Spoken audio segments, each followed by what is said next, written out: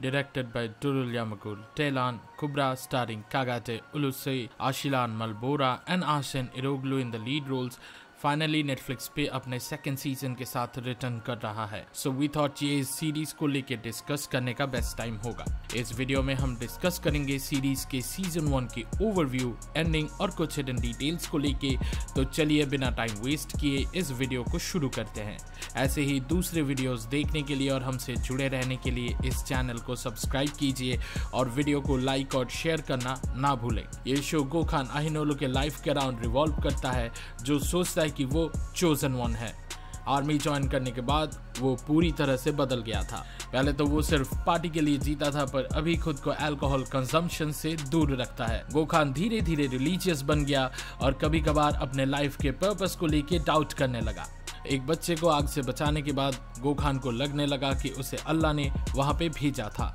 उसके लाइफ का greater purpose उसके सामने क्लियर हो गया जब एक स्ट्रेंजर ने उसे मैसेज किया जिसका नाम कुबरा था। गोखान ने एक रिलीजियस ऐप इंस्टॉल किया था जिससे वो बाकी के वर्शिपर्स के साथ चैट कर सकता था और पहले उसे लगता था कि कुबरा उन्हीं में से एक है, पर धीरे धीरे ये क्लियर हो गया कि इस इंसान को उसके लाइफ के सारे इश्यूज के बारे में पता है। गोखान को लगने लगा कि शायद अल्लाह उससे डायरेक्टली बात कर रहा है। ऐसे ही बहुत सारे साइंस को नोटिस करने के बाद गोखान एकदम कन्विंस्ड हो गया कि अल्लाह ने उसे अपने मैसेंजर की तरह चुना है। इस अवेकनिंग के बाद गोखान के बहुत सारे फॉलोअर्स बन गए और उसे सेमावी के नाम से भी जाना जाने लगा। एक दुनिया जहाँ पे हर किसी को सैल्वेशन चाहिए, वहाँ पे कुछ लोगों को अपनी तरफ लाना कोई बड़ी बात नहीं था। ऐसे बहुत सारे इंसिडेंट्स जहाँ पे गोखान को लगा कि अल्लाह उसकी बातें सुन रहा है, वो खुद को इनविंसिबल फील करने लगा। गॉड के एक नए मैसेंजर के सडन अपीयरेंस से पुलिस और गवर्नमेंट के बीच टेंशन बढ़ने लगा। फिर एक इन्वेस्टिगेशन चालू किया गया सच्चाई को बाहर निकालने के लिए। अपने फादर का वॉइस सुनने के बाद गोखान कंप्लीटली कन्विंस्ड हो गया कि अल्लाह उसे रास्ता दिखा रहा है और उसे उनका मैसेंजर बनना चाहिए। उसके हाथों से ये मिरेकल अपने आंखों से देखने के बाद गोखान का सिस्टर गुलकन भी उस पर भरोसा करने लगती है। गोखान ने इस्तांबुल के नागरिकों का अटेंशन जीत लिया जब एक बहुत बड़ा पावर आउटरीच और एक बहरा कर देने वाले नॉइस को उसने पहले प्रेडिक्ट कर लिया था। ये समझा जाने लगा कि ये अल्लाह का तरीका है पूरी दुनिया के सामने ये प्रूव करने के लिए कि गोखान को उन्होंने ही चुना है। गोखान ये इंसिस्ट करने लगा कि ये सब कुछ उसे अल्लाह ने ही बताया है। जब पुलिस उसे अरेस्ट करती है सच्चाई बाहर निकालने के लिए, पुलिस और भी ज्यादा सस्पिशियस हो गई जब वो ये डिस्कवर करते हैं कि गोखान के सेल फोन में कुछ ज्यादा इंफॉर्मेशन नहीं है, जो कि इंडिकेट करता है कि शायद उसने अपना अरेस्ट एंटिसिपेट कर लिया होगा और एडवांस में ही अपना फोन एकदम क्लीन कर लिया होगा। इंस्पेक्टर कारा को ये केस अपॉइंट किया गया और एक पॉइंट ऑफ टाइम में वो कम्प्लीटली ऑब्सेस्ड हो गई सच्चाई बाहर निकालने के लिए। गोखान अपने फॉलोअर्स से हर किसी मटेरियलिस्टिक प्लेजर को छोड़ देने को बोलता है और उसे गरीबों की मदद के लिए डोनेशन मिलना शुरू हो जाता है। गवर्नमेंट को यह जल्दी पता चल जाता है कि तुर्गुत इंटीरियर मिनिस्टर के रिप्रेजेंटेटिव गोखान को विजिट किया और उससे पॉलिटिकल लॉयल्टी जताने को कहा और बदले में उसके फाउंडेशन को कोई भी प्रॉब्लम ना हो उसका भी वादा किया। गोखान कोई भी पॉलिटिकल स्टैंड लेने को तैयार नहीं था। उसका मानना था कि वो सिर्फ अल्लाह को ही जवाब देगा और दुनिया में किसी और के आगे वो अपना सर नहीं झुकाएगा। पुलिस ऑफिसर्स ऑलमोस्ट इमीडिएटली उसके फाउंडेशन को रेड करते हैं और उसके सारे डोनेशंस को जब्त कर लेते हैं, क्योंकि गोखान के पास ये चैरिटी वर्क करने का इस सिटी के पास से कोई परमिशन नहीं था। पुलिस और सेमावी के फॉलोअर्स के बीच हाथापाई में बुराक एक यंग फॉलोअर को गोली मार के मार दिया जाता है। गोखान के पास पहली बार इसका कोई जवाब नहीं था। वो सोचने लगा कि अल्लाह डायरेक्टली उससे कम्युनिकेट करेगा और उसे सही रास्ता बताएगा। इस बीच गोखान के फॉलोअर्स जस्टिस डिमांड करने लगते हैं।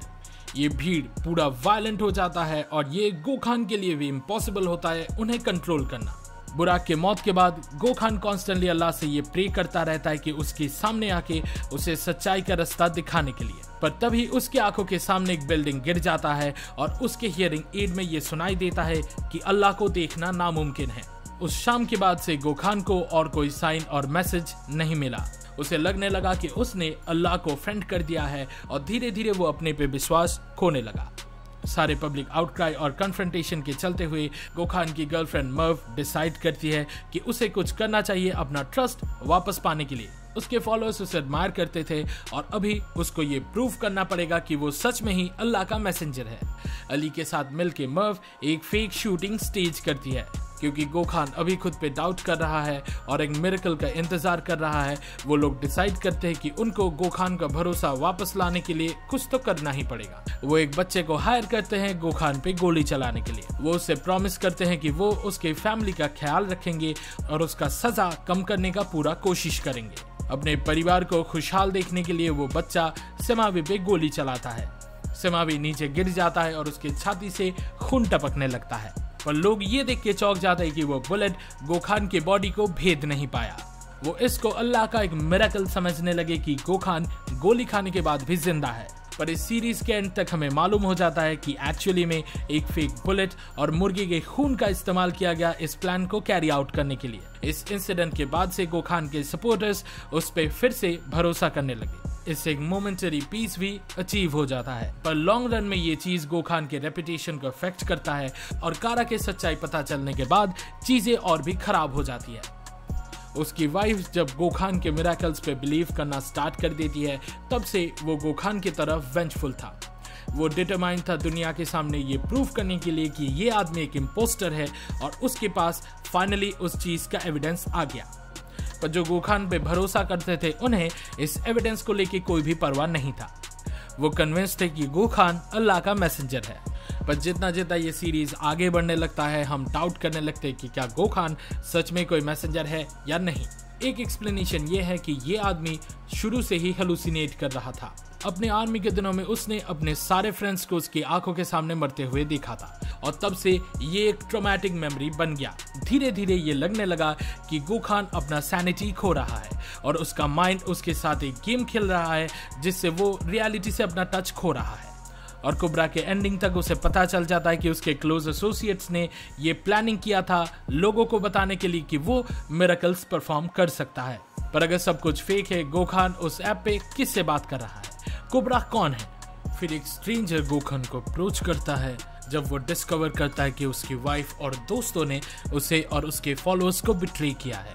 सिचुएशन और भी टेंस हो जाता है जब पुलिस सिमावी फाउंडेशन के सारे एसेट्स को सीज कर लेता है और गोखान की मां और मर्व के फादर को अरेस्ट कर लेते हैं। कुब्रा का सच्चाई बताने से पहले वो स्ट्रेंजर गोखान से कहता है कि वो अपना सेल फोन बंद कर दे। इवेंचुअली हम ये डिस्कवर करते हैं कि कुब्रा ना तो कोई अल्लाह का वॉइस है, ना ही कोई ह्यूमन, ना ही कोई ऑर्गेनाइजेशन जो इस देश के पॉलिटिकल क्लाइमेट को इन्फ्लुएंस करना चाहता है, बल्कि सिर्फ एक आर्टिफिशियल इंटेलिजेंस है जो भगवान होने का नाटक कर रहा है। इस AI को डिजाइन किया गया था कंपनीज को इन्वेस्टमेंट्स के बारे में अपना अनबायस्ड पर्सपेक्टिव देने के लिए, साथ में नए बिजनेस एरियाज ढूंढने के लिए और फंड को अकॉर्डिंगली एलोकेट करने के लिए। क्रिएटर बर्ग को ये लगता था कि ये AI अपने CEO से भी बेहतर काम कर सकता है। कुब्रा का फुल फॉर्म था knowledge unit based reasoning automation और इस्तांबुल के कंपनी इसे पहली बार ट्राई आउट करने के लिए रेडी हो गया। एडम बर्ग का असिस्टेंट उसके हर एक चीज से अग्री नहीं करता था।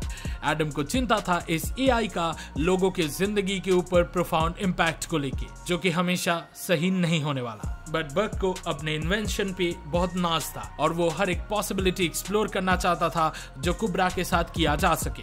वो ये जान के हैरान हो गया कि ये AI लोगों की कुछ सर्टेन वल्नरेबिलिटीज को एक्सप्लॉइट करके लोगों के सेंसिटिव इंफॉर्मेशन को एक्सेस कर सकता है। बर्ग ये एक्सपेरिमेंट करना चाहता था कि इस AI का साधारण लोगों की जिंदगी में क्या इम्पैक्ट है, और तभी गोखान कुब्रा से एक मैसेज रिसीव करता है। वो इकलौता नहीं था जिसको ये "यू आर डिफरेंट" वाला मैसेज मिला, पर क्योंकि वो अपने जिंदगी के लार्जर पर्पस के बारे में सोच रहा था, ये स्टेटमेंट उसके साथ सिंक कर गया।